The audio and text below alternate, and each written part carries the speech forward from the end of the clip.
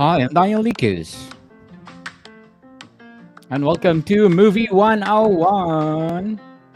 And Movie 101 is created to empower movies itself, and of course, my magnificent, legendary Mr. Bob Lement. Hey, how you doing, Daniel? How's it going today? I'm fabulous, fabulous like you. Is it snowing over there? Not, we're supposed to get snow soon, but we got snow this morning. We get snow tomorrow or tonight, Mm, and yeah, it's a good time to watch a movie because it's not very nice outside. definitely. Speaking of movie, of course, what we gonna talk about today, Mr. Bob? Finally, we're going to talk about Heretic. We teased it a couple of weeks ago, but it didn't happen. Yes, But it's finally going to happen now. we gotta be happen. It's happening. Well, Yeah. yes, for sure. So tell us about it. What is the central plot? So I think it's quite a simple movie as far as the plot goes. There's two ladies who are with the Jesus Christ of the Latter Day Saints, the Mormons, and they Yes. go to Mr. Reed, who is portrayed by Hugh Grant. He's in the picture there. Mm-hmm. Mr. Reed's house to talk to him about Mormonism, Okay. and stuff starts happening. Happening. Sounds And then, interesting. anyway, then it turns into a whole thing, and we'll kind of go over that a little bit here. Spoilers, more than likely, because you said you like spoilers, so we're doing I love spoilers. spoilers. Come on, people. We love spoilers. Listening. Well, so Listeners.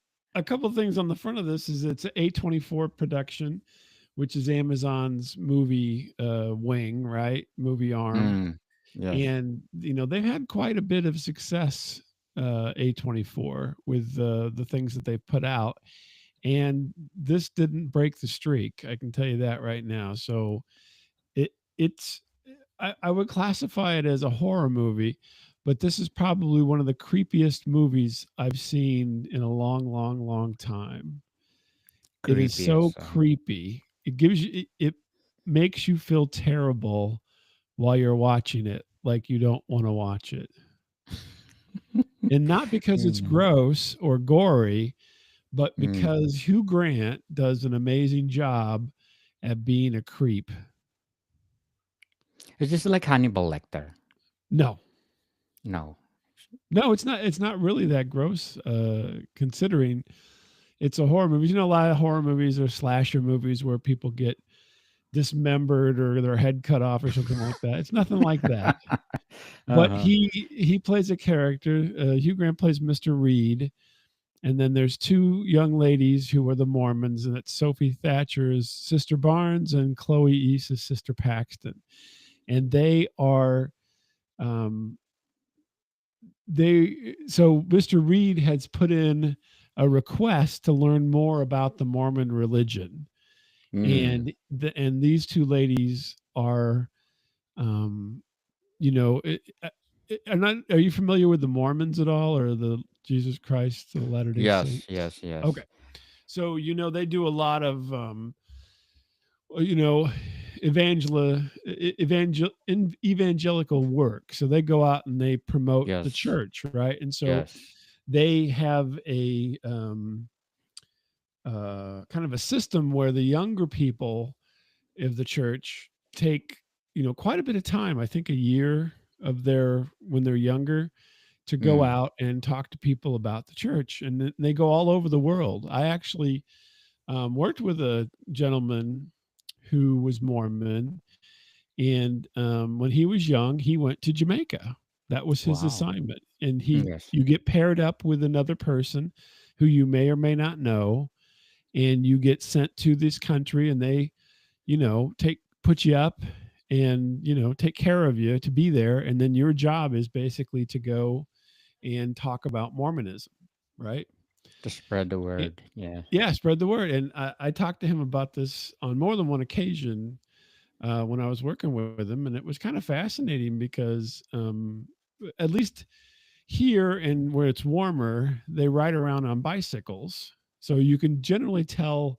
It's kind of weird because they kind of have a they kind of Uniforms. have, you can tell who's a Mormon because they generally dress a certain way, like dress clothes with a tie, and they look nice, but then they usually are riding a bicycle, Mm. if it's nice enough weather and everything. And I think that whole aspect of it has nothing to do with the religion. It has to do with frugality. It's a lot cheaper to True. have some people ride around on a bicycle than it is to get them a car and pay for all the stuff that goes along with a car. And but he was in Jamaica, and so he would ride around on a bike into all the Yes. different villages and talk about Mormonism. And sometimes people aren't necessarily happy to see you, and sometimes they are. They have a book called The Watchtower. That's a magazine that they used to give out. I think they still Hmm. do. But anyway, so Mr. Reed had filled out something and said he wanted to learn about, getting back to the movie, learn about Mormonism, and he got these two ladies showed up to talk to him. Now, the interesting thing is they set up the friendship between the two ladies. It was kind of interesting, because Gorgeous ladies. I don't. Well, okay. I mean, you can look them up, but they're not necessarily the most chaste ladies. So they're talking about like normal things, right? So having relationships and whatnot and so forth. And so then, but they're still part of the church. And, it's kind of the duality of being a religious person where, you have to be, so good yet. I mean, they all still have sex and they all still um, do things, you know, against other people for reasons that are either right or wrong. It doesn't matter. Yes. And and so they're having conversations that kind of pull out of their character that they're not necessarily the goody two shoes that everybody thinks that they are, which I thought was a really nice setup for the movie. And Hugh Grant's not in any of this part. They're talking about who they're going to go see. They're on their rounds. They're riding their bikes, and Mm. then they come to Mr. Reed's house. Well, he has kind of an interesting, weird looking house that's got a long walkway and it's kind of spooky looking. and and so then they arrive at his house and lock their bikes at the gate and take the long walk up the path to the door. And it's kind of an older house that looks kind of creepy to begin with, but and Oh. it's a little bit isolated, right? So there's lots of Mm. trees and growth around it and everything. And so then he answers the door. He's the most pleasant guy, Mr. Reed, Hugh Grant, and he's very Hugh All of them. Grant. Oh, Yeah, he's very Hugh Grant from like Four very Weddings and Hugh a Grant Funeral for kind of sure. thing. But he has a bit of a sinister Nothing side. new. Mm. And Yes. what's that?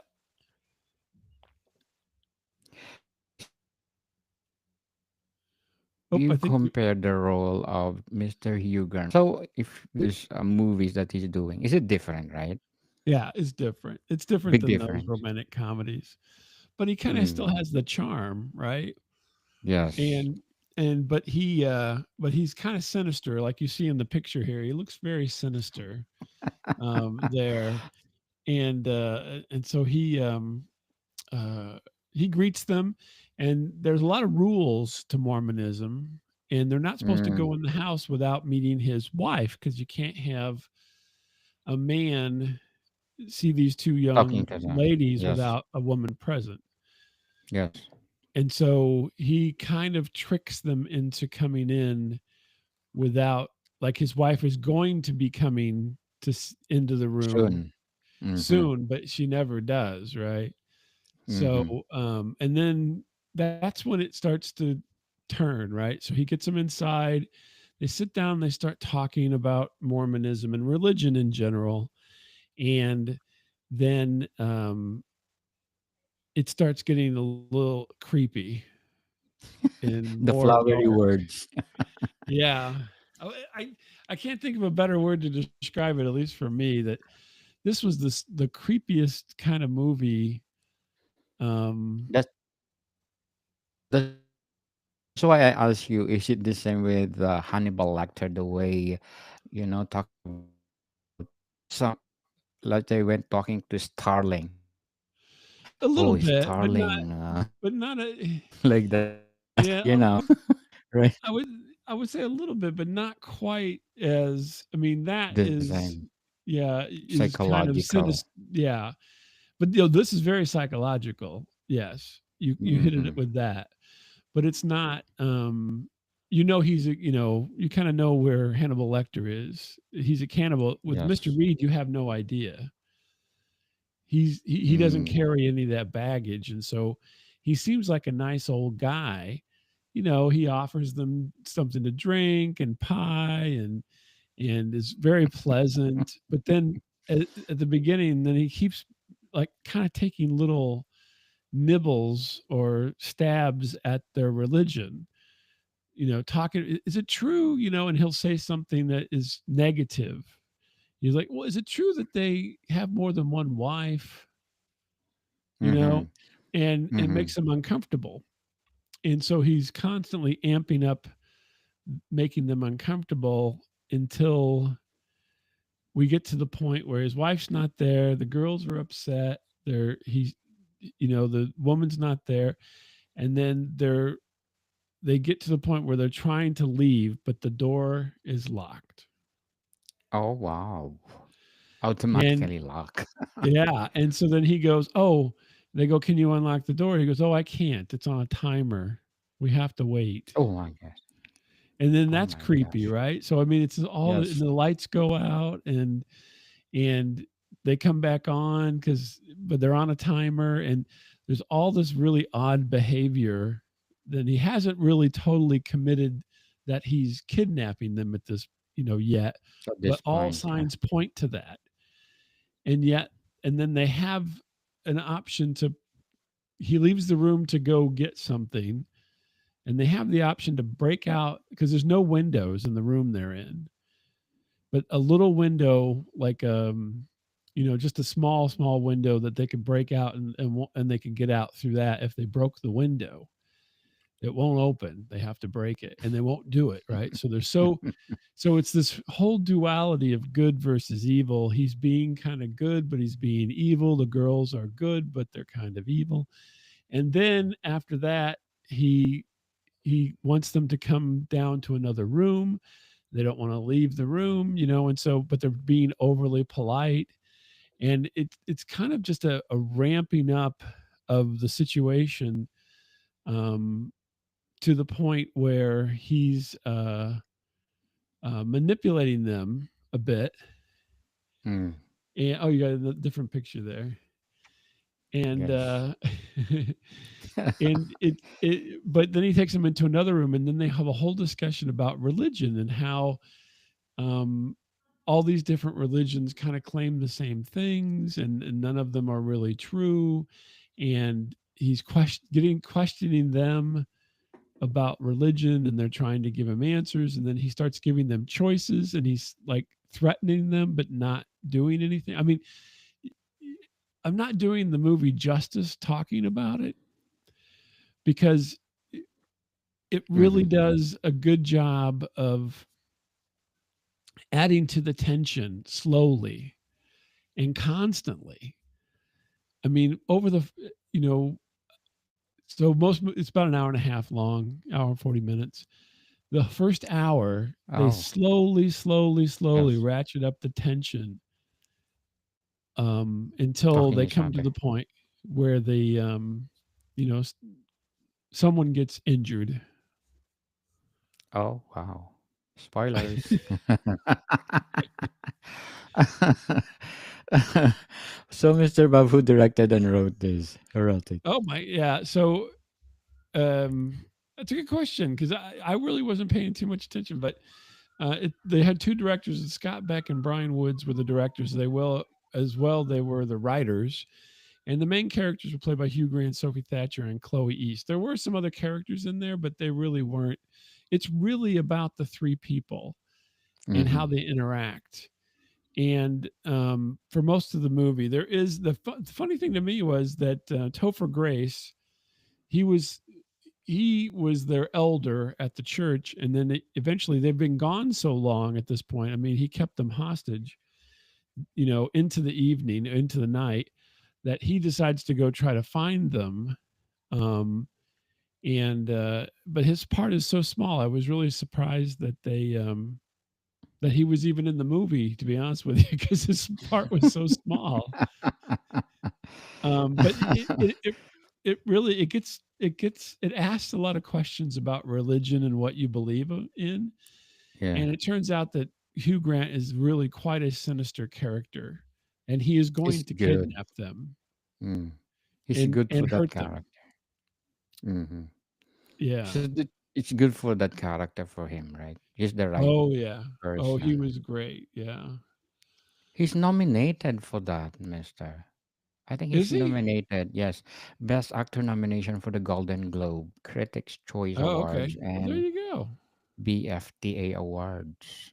Yeah. Oh, Well, there you go. Well, Golden Globes aren't quite the Oscars, but that's okay. it's okay because Oscars, they are favoritism. But Sorry for that, but no, but I will say that that this is one of those movies that is it's a dialogue driven movie. It's not an action movie, right? So it's oh, very just much interaction, people. s- so just like if you compare Blair Witch No, to it's not like this, Blair Witch at all. it's I a big can't think of a difference. movie that it's like exactly that where you'd have this kind of um the kind of interaction that happens between these characters is so intense yet so bland. Mm, It it really does show you, if anything, if you could take one thing away from this movie, it shows you there is a point in an interaction where being polite is not necessary and you need to act, and these girls don't. And by not doing that, they mm, put themselves in jeopardy. And in fact, I mean, yeah. somebody's going to die in the movie, so I won't tell you who, but one of them Mm-hmm. dies, and more than one person dies in the movie, but the other people that die are not huge characters in the movie. But it is the most kind of twisted and creepy plot, and every time you think something's going to happen in a way, you're like, okay, they're leading up to something and this is going to happen, it doesn't happen, something else happens. It is Mm-hmm. very twisty and turny, and keeps you on the edge of your seat, even though it's there's not, Lots of dialogue. yeah, lots of dialogue, not a lot of action. And it really takes it takes religion to task. That's what Mr. Reed's thing is he doesn't he asks them all kinds of interesting questions about religion and tries to get them, he's basically trying to get them to renounce Mormonism, Mm, and they don't. But he makes a lot of arguments, and he pokes a lot of holes in religion, trying to see, and they're just squirming because this is like, if you take a person who's got a lifelong value, and you're basically trying to get them to change that value in front of you during this conversation, which is what he's trying to do. It really is, very squirmy. And everybody did a great job acting, even Topher Grace, even though he wasn't in it very much. And it's very believable. And you feel bad for these girls being in this predicament. But then you also think there was a point in this situation where you should have okay. knocked out the window and just left, but they didn't, because that's They not why? life. Because it's Just did a, they're they're Mormons, they're missionaries, they're doing their work, and even though he's a creepy old guy, they didn't think that he would hurt them, even though his goal was to hurt them. But he did it Mm. in a weird, in a Way. really weird way. Yeah, they said the film received positive reviews. Wow, with particular praise for Grant's performance as a Yeah, terrifying very antagonist. terrifying. Do you think Mr. Hugh Grant will do again another kind of this character Oh yeah, on next he movie? was so good in this. I mean, he can't help but be. He is so good at being an evil character. He needs to do more. I certainly could see. I mean, you remember there was a time. Um, I'm trying to think of who it was. Like I think Robert De Niro played the devil several times in movies. Hugh Grant could easily Yes. play the devil in movies over and over again. He is that Mm. evil So, of a portrayer. mm. Now the tweetums of Mr. Hugh Grant is gone. So now becoming the villain is good for him. Oh yeah, he's good Don't you villain. think? Yeah. I think he should just be a villain from now on. He's so good at it. Mm-hmm. For Love sure. story is gone. Yeah. But there's a lot of So, high level well, maybe not high level, but there's a lot of religious, questioning in this movie, and it was really, to me, was quite interesting to just on that level, right? So even without all yes. the, kind of scary parts and so forth, it was really quite interesting to go through all those different, religions and what they believe, because he's essentially trying to get them to denounce their religion at first. And he has some interesting things to say. So yeah, it was So, wild. so yes. So they think there is a sequel for Well, no, Heretic it can't be a sequel. can be. No, yeah, he dies. Oh, spoiler. Spoiler. Well, we'll put it this way: they Mm. always can make a sequel, but it seems pretty obvious that he dies in the movie. So, Are you sure? well, they always could bring him back to life because he's some kind of devil or something, Cannibalism. demon. But as far as being a human, which is the way they portrayed him to be, yes, he's dead. Oh. Yeah. So Well, no but that's see, sequel. that's kind of the, now that we give it away, that's the penultimate part of this movie is Mm-hmm. he ends up having one of the girls kill him, which is the Oh, ultimate sin, right? yes. And they talk So, about religion and so forth and all this about being nice and being a good person. And then at the end, even though because I mean he's a bad person, he's taunting them and he's doing things to provoke them and so forth, over and over again. But he does not directly kill both of them at this point, and and then at the end, the one surviving girl kills him. wow. It So was intense movie. intense. I want to watch it. So let's do the prequel then, if there's no sequel. Right? Yeah, that's right. You could do a prequel where, but then Hugh Grant wouldn't be in it. Unless they de-age him, I guess. But Yes. when he was a kid and how he was taunted because he was a certain religion and everybody was teasing him or something. I don't know. But Mm-hmm. very, I mean, like I said, the creepiest movie I have seen in a really long time. I They mean, I said the can't think of anything creepier. creepier than this. They said the Yeah. production budget for the film was 10 million. I don't know what they Oh. spent that on. I guess they spent it on the house, and the actors. I mean, the actors must have got paid an awful lot of money because it's a really simple. I mean, what I thought was great about this movie is it is Mm. extremely simple concept, and there was no flashback. There's no flash forward. There's no. background on all these people is a linear movie. I know we talked about this before. A linear movie that we start with these characters, we get to know them, and then we're taken into the situation, and it increasingly more and more tense and bizarre. And it was just great filmmaking. And I mean, it looks great, but there's nothing overly not a lot of special effects or anything. Mm-hmm. That's why Yeah. only 10 million. That's why only 10 million. Yeah. I'm sure 5 million went to Hugh Grant, but yeah. For sure. And it grows approximately 59.5 million Yeah, it made a lot of money, huh? worldwide. Imagine. For And it'll sure, make there's a more. prequel. After this review, they'll say, "Oh, everybody's going to watch it."